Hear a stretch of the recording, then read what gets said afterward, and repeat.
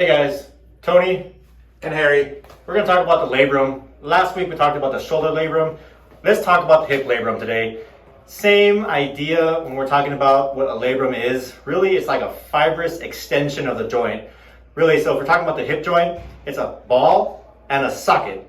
So the ball literally goes into a socket. And what the labrum does, if you want to look a little closer, it basically extends the joint. So it's a fibrous cartilage. It's not a muscle, it's not a tendon, it's not a ligament, it's different, okay? So how do you injure it? Well, you could start by being born with just not a very good hip. And there's a couple of different forms that can be it. It's called a cam or a pincer. Look it up.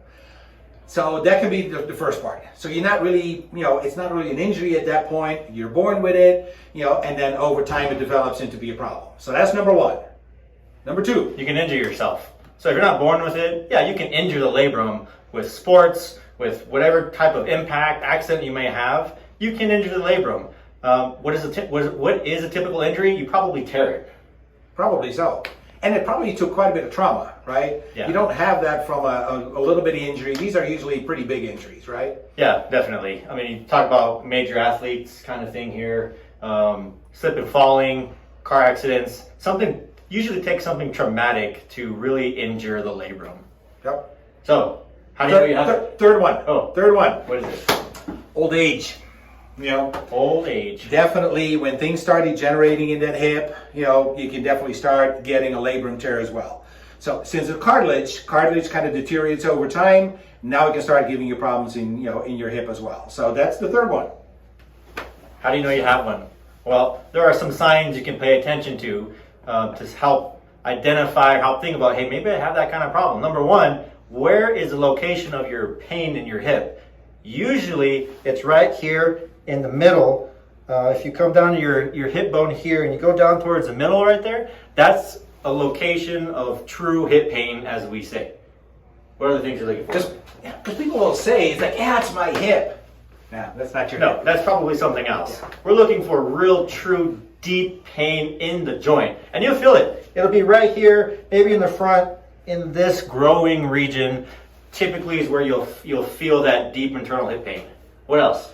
Well, what else you can find is, like a popping, clicking sensation when you move your hip. And again, that popping and clicking has to be like right in there. So that's kind of a true, sign of a labrum tear as well. Because that cartilage, that rim that we have, now has some sort of a tear in it. So as you're moving your hip in different directions, it just kind of clicks and pops. So that's another way. Is there something else? Don't get confused with regular popping. Joints pop a lot.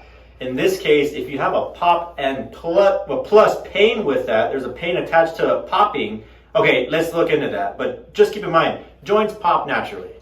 And even some muscles pop naturally too. Yes, so that's okay too. So, yes. All right. Well, what's the other one? There's another one. Weight bearing. Okay. Every time you take a step, does it hurt? Stand on one leg, hop a little bit, does that hurt? Usually when you increase the weight through that leg, the weight's transferred to the joint, obviously. Is there pain involved with that? If so, there could be a labrum injury. Now, how do they diagnose it? How does the doctor diagnose it? Well, they'll take an MRI, for one. That's usually the go-to because the x-ray probably won't show anything. Well, the x-ray will show that it's not a labrum tear, but maybe arthritis, right? Yeah. But yeah, definitely an MRI would have to be the thing to look at. So, or you can look up musculoskeletal ultrasound. That is definitely a new way of doing this. Much cheaper, much more efficient, a lot faster, and we can see the outer part of the labrum, which definitely you can see it there with me. It's a long story. If you have any questions on that, let us know. We'll be happy to talk to you about a musculoskeletal ultrasound that we can use to help identify if there's a labrum injury. And then there's a couple of tests that we can do too to kind of help distinguish. Maybe a little bit, is it more arthritic or is it a little bit more truly a tear? So now, treatment-wise, can we help with that? Definitely. All right, how? Well, you need physical therapy. Come talk to us. We can do basic things. First, we can identify if it is labrum. Number two, we can do a lot of manual techniques, joint mobilization, stretching, some soft tissue mobilizations, plus a specific exercise program.